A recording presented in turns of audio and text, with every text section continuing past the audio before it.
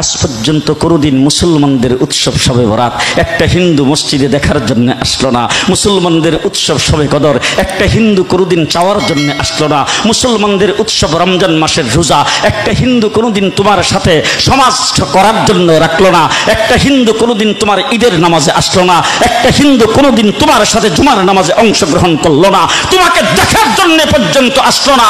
তার কারণ হলো হিন্দুরা মনে করে এটা মুসলমানের উৎসব, আর তুমি মুসলমান হইয়া হিন্দুর দুর্গা পূজায় কিভাবে গেলা?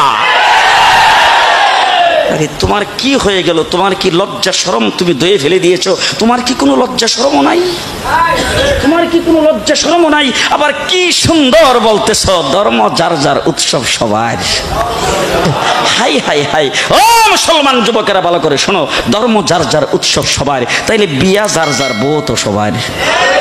জি, বিয়ে যার যার বউ সবার, পুষ্কুনি যার যার মাছ সবার, গাছ যার যার ফল সবার, ক্ষেত যার যার ফসল সবার, দোকান যার যার মাল সবার। এখন ঘুমাইছে কি কথা বলেন না কেন?